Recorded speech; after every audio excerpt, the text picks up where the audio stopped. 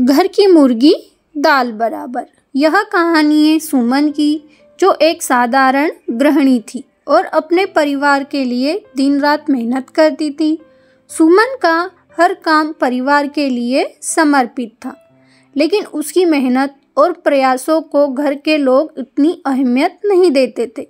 यह कहानी हमें यह सिखाती है कि अपनों की कद्र करना कितना जरूरी है। सुमन का परिवार एक मध्यम वर्गीय परिवार था। उसके पति रमेश एक प्राइवेट नौकरी में थे और उनके 2 बच्चे रोहित और अनु स्कूल में पढ़ते थे।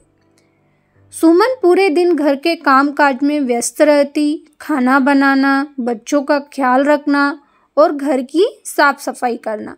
हालांकि परिवार के सभी सदस्य सुमन के काम को हल्के में लेते थे। उन्हें लगता था कि सुमन का काम आसान है और इसमें कोई खास मेहनत नहीं लगती। सुमन का दिन सुबह जल्दी शुरू होता और वह सबके लिए नाश्ता तैयार करती, बच्चों का टिफ़िन बनाती और रमेश को ऑफिस भेजती। इसके बाद वह घर की सफाई और कपड़े धोने में लग जाती। दोपहर में वह बच्चों के स्कूल लौटने पर उन्हें खाना खिलाती और उन्हें पढ़ाई में मदद करती। शाम होते ही वह फिर से रसोई में लग जाती और रात के खाने की तैयारी करती। लेकिन दिन भर की मेहनत के बावजूद किसी ने कभी उसके काम की तारीफ नहीं की। फिर एक दिन सुमन ने देखा कि रमेश ऑफिस में किसी साथी के घर से लाया हुआ खाना बहुत चाव से खा रहे थे और उसकी तारीफ कर रहे थे।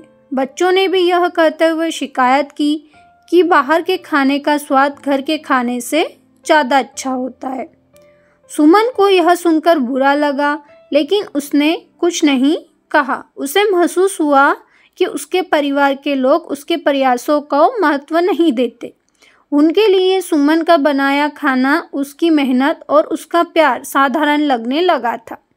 सुमन ने फैसला किया कि वह एक दिन के लिए घर के कामकाज से दूर रहेगी, ताकि परिवार को उसकी मेहनत का एहसास हो। अगले दिन उसने सुबह नाश्ता नहीं बनाया, बच्चों का टिफ़िन तैयार नहीं किया और रमेश को ऑफिस के लिए भी कुछ भी पैक नहीं किया। घर में हर कोई परेशान हो गया। रमेश ने सुमन से पूछा, क्या हुआ, आज नाश्ता क्यों नहीं बना? सुमन ने मुस्कुराते हुए कहा, मुझे लगा कि आप लोग मेरे काम को हल्के में मानते हैं, तो सोचा एक दिन आराम कर लूँ।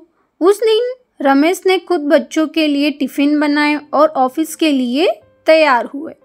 बच्चों ने महसूस किया कि उनकी माँ के बिना घर का काम कितना मुश्किल है।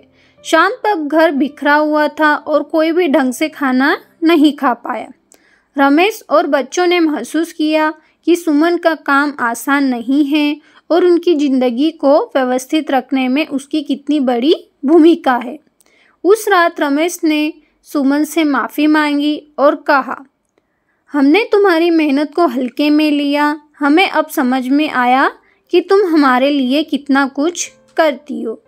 बच्चों ने भी वादा किया कि वे घर के कामों में सुमन की मदद करेंगे और उसके बनाए खाने की तारीफ भी करेंगे। Like, share and subscribe and press the bell icon.